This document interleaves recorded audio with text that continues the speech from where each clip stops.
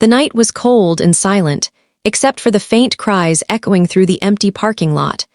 Beneath the flickering light of a broken street lamp lay a cardboard box, soaked from the rain, barely holding together.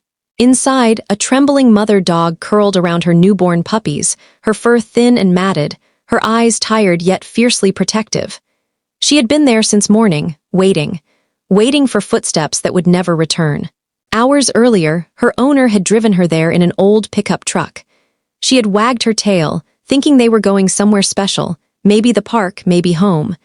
But when the man stepped out, his face was hard and his eyes avoided hers. He lifted her gently, placed her and the box down near the dumpster, and whispered something under his breath before turning away. She tried to follow, her leash dragging behind her, but the truck roared to life and disappeared into the distance. She ran a few steps before collapsing, her body weak from giving birth just days before. She didn't understand why he left. She didn't know she'd been abandoned.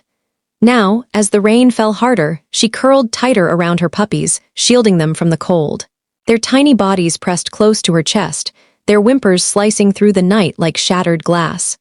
She licked their faces, one by one, trying to comfort them even as hunger gnawed at her own stomach. The parking lot was empty except for the buzz of a streetlight and the hum of passing cars far away. Each time headlights flashed across the asphalt, she lifted her head, hope flickering in her eyes. Maybe he'd come back. Maybe this was all a mistake, but every car kept driving. By midnight, her strength began to fade. She hadn't eaten in days. Her paws trembled, her breathing slow, but she refused to close her eyes. Her babies needed her. When the wind blew, she nudged them closer, her body shivering as she tried to keep them warm. The world had forgotten her, but she would not forget them. Then, just before dawn, a sound broke the silence, a car door closing, hurried footsteps splashing through puddles. A young woman in a raincoat approached, her flashlight sweeping the lot until it stopped on the trembling box. "Oh my God," she whispered. The mother dog lifted her head weakly, unsure if she should trust again. But the woman knelt slowly, speaking softly. "It's okay, sweetheart. I'm here now."